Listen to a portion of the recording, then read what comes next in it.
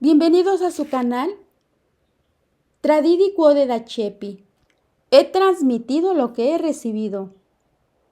Muchas gracias por escuchar y por favor, no olvide darle me gusta o like al video para que esta plataforma lo pueda recomendar a más personas. Comenzamos con nuestras oraciones. Pater noster, qui es in celis, sanctificetur nomen tuum, adveniat regnum tuum, fiat voluntas tua, sicut in cielo et in terra. Panem nostrum quotidianum da nobis hodie, et dimitte nobis debita nostra, sicut et nos dimittimus debitoribus nostris, et ne nos inducas in tentationem, sed libera nos a malo. Amén. Ave Maria, gratia plena, Dominus tecum, benedicta tu in mulieribus, et benedictus fructus ventris tui, Iesus. Sancta Maria Mater Dei, ora pro nobis peccatoribus, nunc et in hora mortis nostrae. Amén.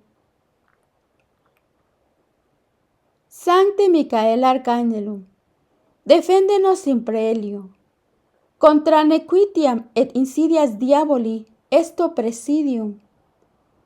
Imperet illi Deus, supplices deprecamur. Tuque, princeps militia celestis, Satanam aliosque spiritus malignos, qui ad perditionem animarum pervagantur in mundo, divina virtute in infernum detrude. Amén. Cor Iesu sacratitium miserere nobis. Cor Iesu sacratitium miserere nobis. Cor Iesu sacratitium miserere nobis. Contra los lobos. Es un tema del remanente. ¿Existe el infierno? ¿Fueron Adán y Eva personas reales? ¿Era Moisés real? ¿Se separó el Mar Rojo? ¿Escribió los primeros 5 libros de la Biblia? ¿En qué creemos los católicos ahora que los lobos han, entre comillas, actualizado nuestra iglesia? Hace tiempo leí en un cartel clavado un letrero blanco con grandes letras negras y decía lo siguiente: Dios es grande, la cerveza es buena, la gente está loca. Un amigo me dijo después que las palabras eran de un cantante de música country, Billy Currington. El letrero no era original, pero eso no cambió el impacto de estas 3 frases cortas. De hecho, el mundo se ha vuelto loco. Esto no es una hipérbole. Soy una profesional de salud mental. Conozco a un desquiciado cuando lo veo. Las cosas no son como deberían ser. El tejido social que unía a la gente se ha roto. Las costumbres, la moral y los valores han cambiado, no precisamente para mejorar. La cortesía ha sido abandonada. Las buenas costumbres se han perdido. El honor y el respeto son pisoteados. Hay irritación y hostilidad en el aire. Se aceptan comportamientos impensables. Se festejan estilos de vida aberrantes. El divorcio, el asesi, punto y coma, nato. El infán, punto y coma, ticidio.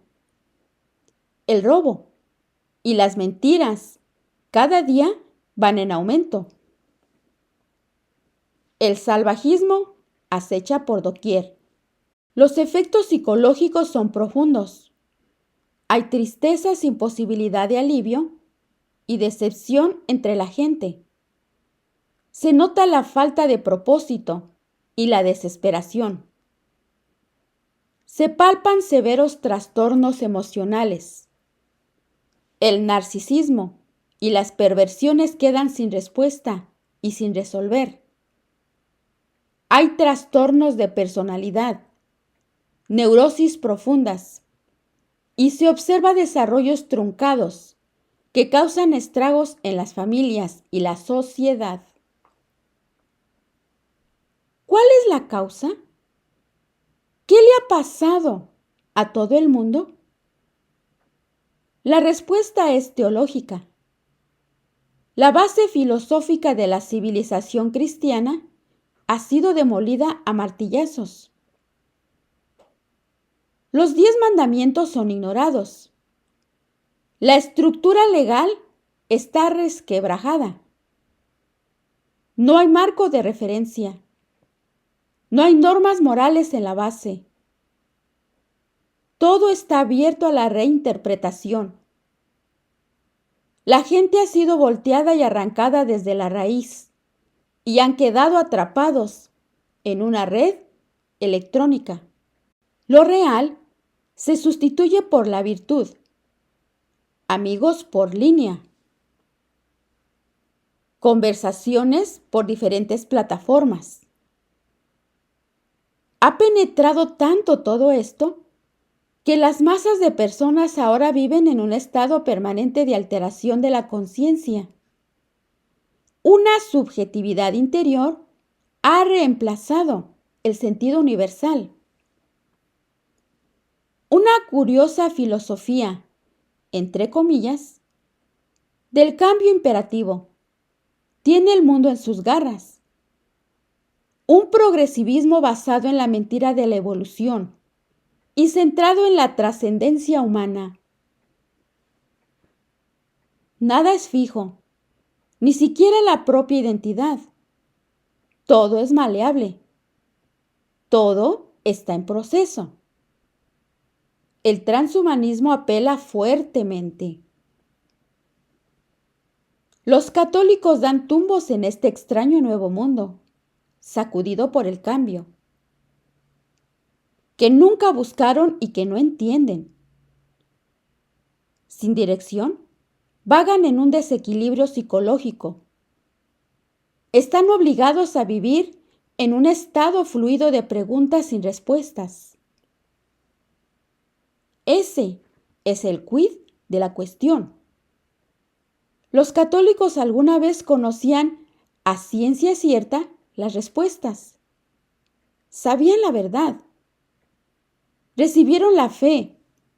La realidad les había sido desvelada. Todo lo demás seguía. Las cosas tenían sentido, pero no se permitió que esta certeza permaneciera.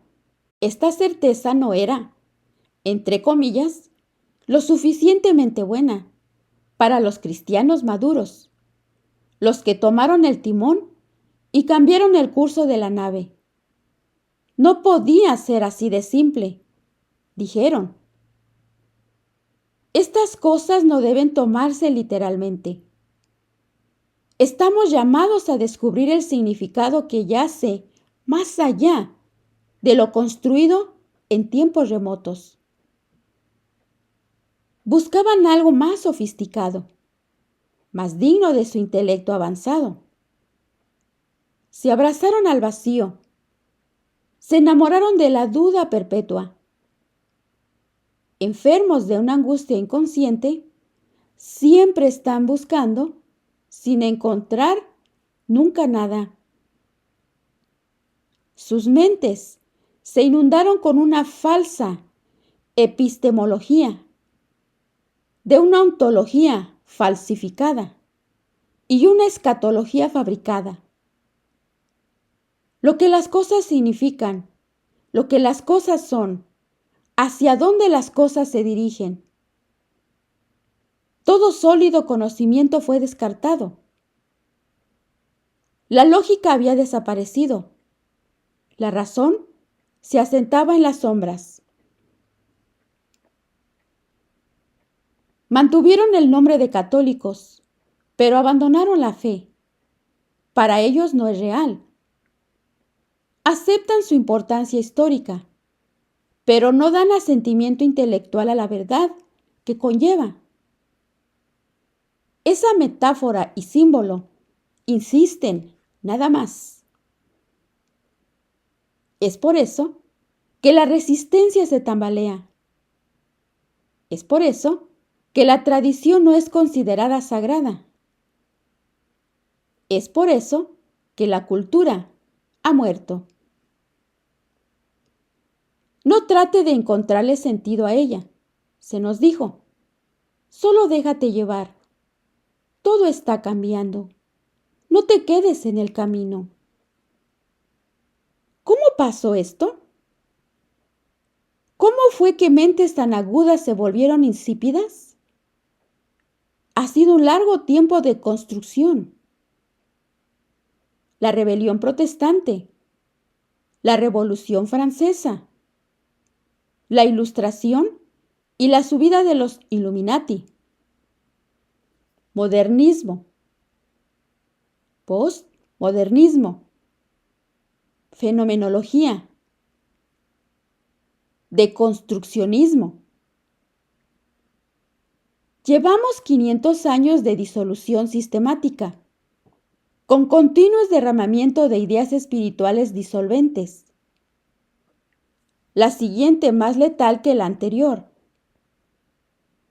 La última dosis fue inventada por un hombre, el sacerdote jesuita Pierre Teilhard de Chardin.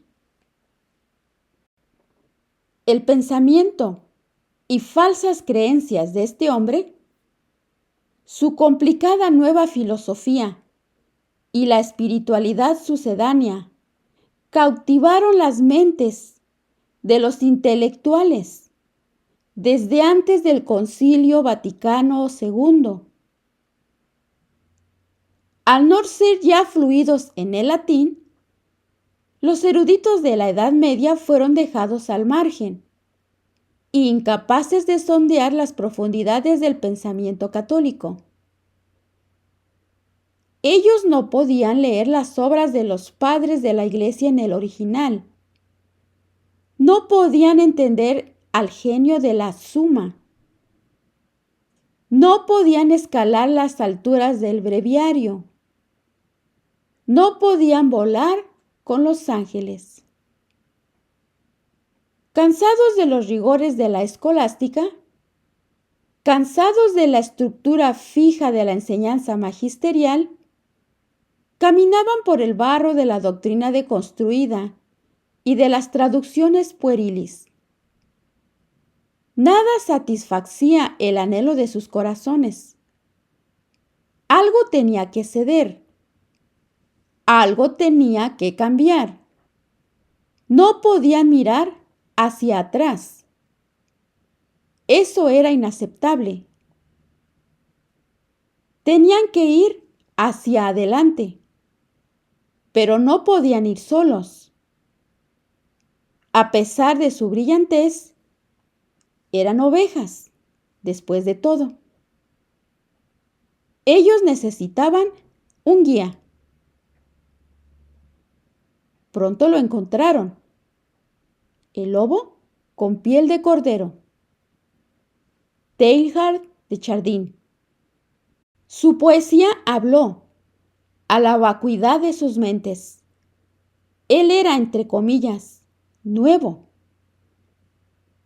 emocionante.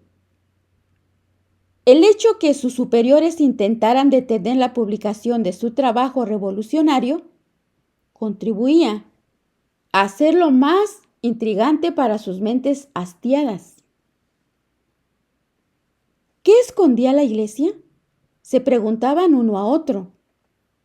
Sin inmutarse por la autoridad, sacaron sus mimeógrafos y la campaña clandestina para cambiar la enseñanza católica comenzó. Funcionó. La idea del evolucionismo espiritual se afianzó. Un desarrollo científico en el que la materia y el espíritu, el individuo y la sociedad constituyen un colectivo divinizado, el protoplasma del Cristo cósmico. Nadie se dio cuenta de esta blasfemia indecible. Sus teorías se propagaron. Un espíritu amorfo envolvió los colegios, los conventos, los seminarios. Matices del pensamiento teilhardiano serpenteaban a través de la iglesia, de arriba abajo. El empuje de la nueva construcción intelectual era el progreso imparable a lo divino.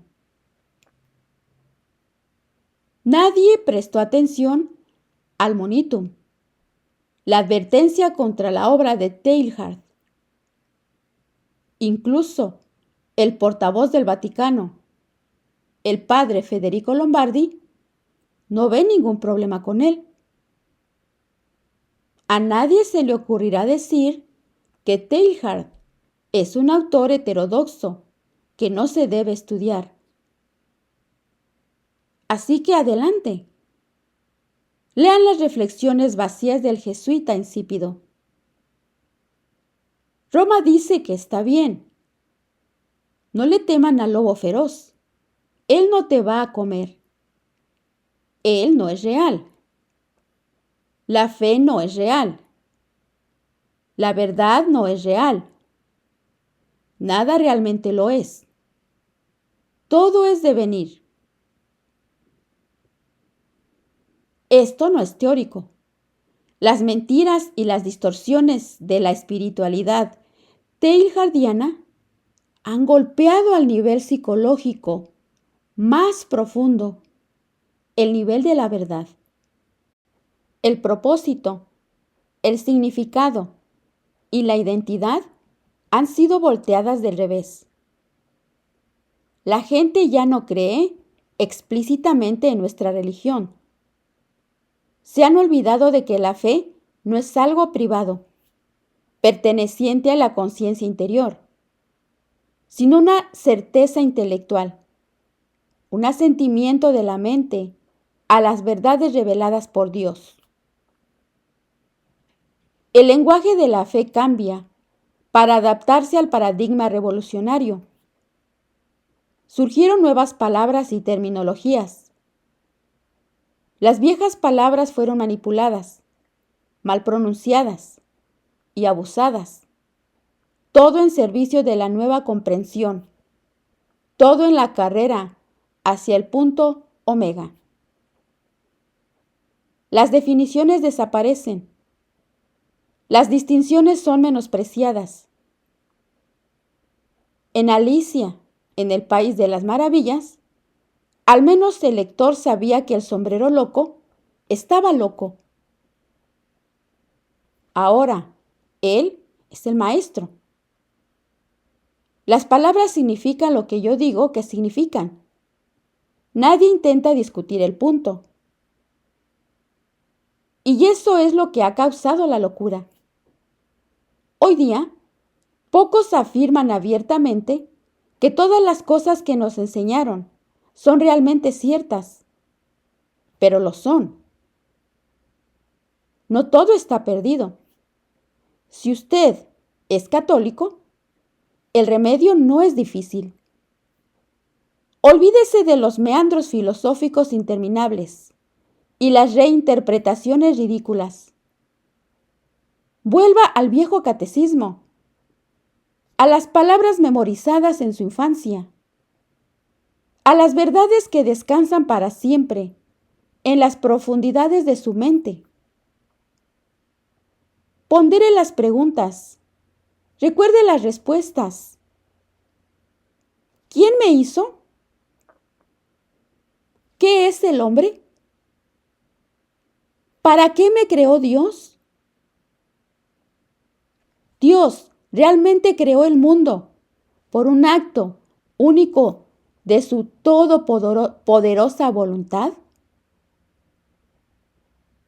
¿Es el cielo un lugar? ¿Existe el infierno?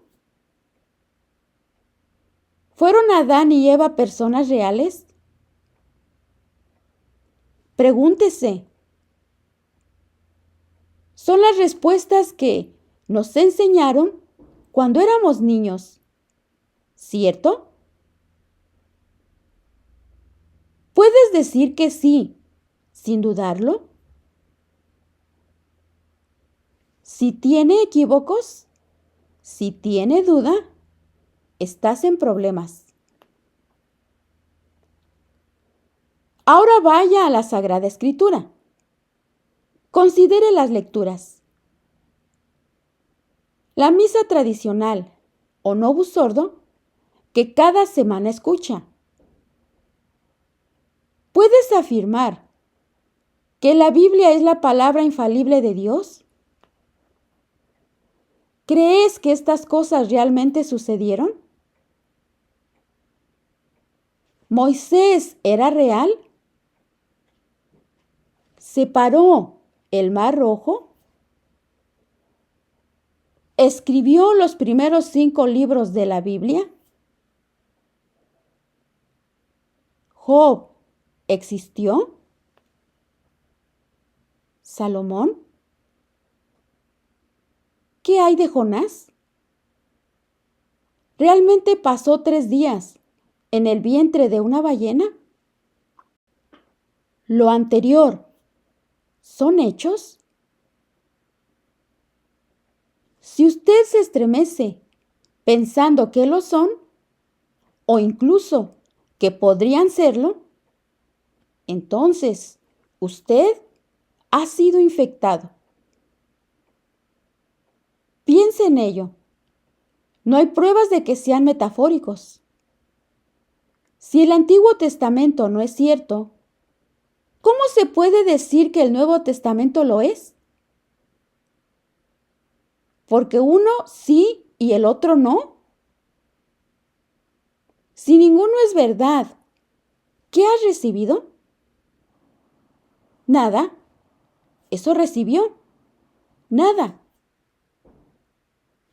Hemos sido condicionados para entender la Santa Biblia, entre comillas, en la luz de la alta crítica.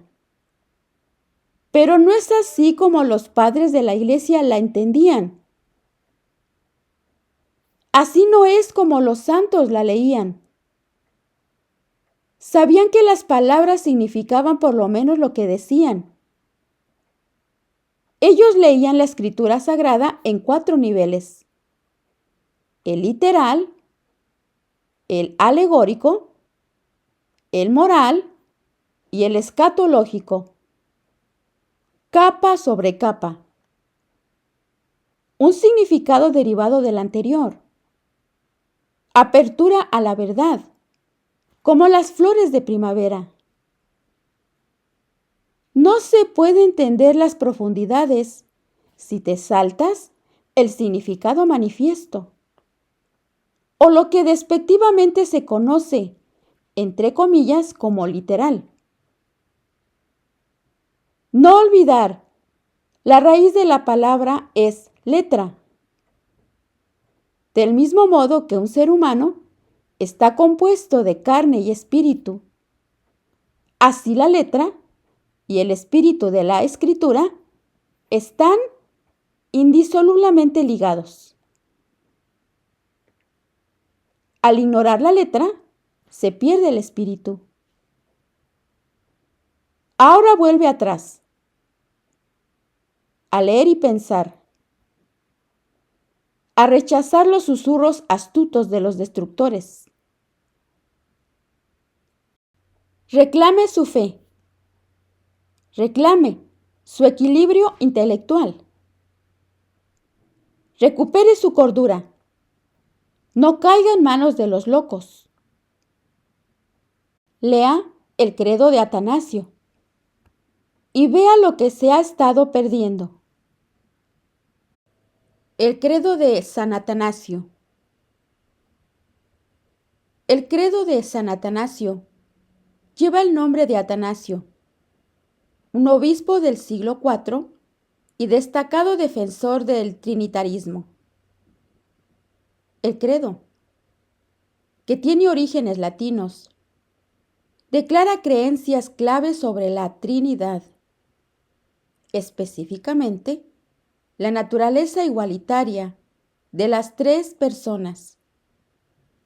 Es uno de los tres credos aceptados por la Iglesia Reformada en América.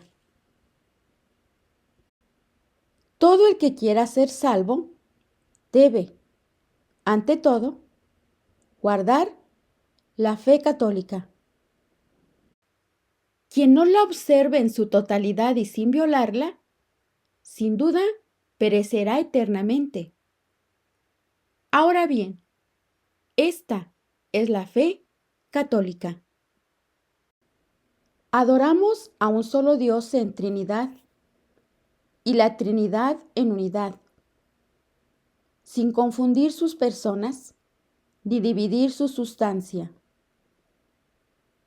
porque es una la persona del Padre, otra la del Hijo y otra la del Espíritu Santo. Pero la divinidad del Padre, Hijo y Espíritu Santo es una, igual en gloria, coeterna en majestad. El atributo que tiene el Padre lo tiene el Hijo y también lo tiene el Espíritu Santo. El Padre es increado. El Hijo es increado. El Espíritu es increado. El Padre es infinito. El Hijo es infinito. El Espíritu Santo es infinito. El Padre es eterno. El Hijo es eterno. El Espíritu es eterno. Y sin embargo, no hay tres seres eternos. Hay solo un ser eterno. Como también no hay tres seres increados ni infinitos, sino solo un ser que es increado e infinito. Asimismo, el Padre es todopoderoso. El Hijo es todopoderoso. El Espíritu es todopoderoso. Y sin embargo, no hay tres dioses, sino un solo Dios. Así también el Padre es Señor. El Hijo es Señor. El Espíritu Santo es Señor. Y sin embargo, no hay tres señores, sino un solo Señor. Porque así como la verdad cristiana nos obliga a reconocer que cada una de las personas de por sí es Dios y Señor, así la religión católica nos prohíbe decir que hay tres dioses o señores. El Padre no fue hecho, ni creado, ni engendrado por nadie. El Hijo tampoco fue hecho o creado, pero sí fue engendrado solo por el Padre. El Espíritu tampoco fue hecho o creado, pero procede del Padre y del Hijo. Hay, por lo tanto, un Padre, no tres padres. Hay un Hijo, no tres hijos. Hay un Espíritu Santo, no tres Espíritus Santos. Y en esta Trinidad, nada es antes o después. Nada es mayor o menor. En su totalidad, las tres personas son coeternas y coiguales entre sí. De manera que en todo, como quedó dicho antes, Debemos adorar su Trinidad en su unidad y su unidad en su Trinidad. Por tanto, el que quiera ser salvo debe pensar así de la Trinidad. Además, es necesario para la salvación eterna que la persona también crea fielmente en la encarnación de nuestro Señor Jesucristo. Ahora esta es la fe verdadera, que creemos y confesamos que nuestro Señor Jesucristo, el Hijo de Dios, es tanto Dios como humano igualmente. Él es Dios, de la sustancia del Padre, engendrado antes de todos los siglos, y Él es humano, de la sustancia de su madre, nacido dentro del tiempo, plenamente Dios y plenamente hombre, con un alma racional y un cuerpo humano, igual al Padre según su divinidad, inferior al Padre según su humanidad, quien, aunque sea Dios y hombre, sin embargo, no es dos, sino uno, un solo Cristo. Él es uno, no por la conversión de su divinidad en carne, sino por la asunción de la humanidad en Dios. Él es uno, ciertamente, no por confusión de su sustancia, sino por la unidad de su persona. Pues así como el alma racional y el cuerpo es un solo humano, así Dios y hombre es un solo Cristo. Él sufrió por nuestra salvación. Él descendió al infierno. Él resucitó de entre los muertos. Él ascendió al cielo. Él está sentado a la diestra del Padre, de donde ha de venir a juzgar a los vivos y a los muertos. A su venida, todos los humanos resucitarán corporalmente y darán cuentas de sus propias obras. Los que han hecho el bien entrarán a la vida eterna. Los que han hecho el mal entrarán al fuego eterno. Esta es la fe católica. Uno no puede ser salvo sin creer en esto con firmeza y fidelidad.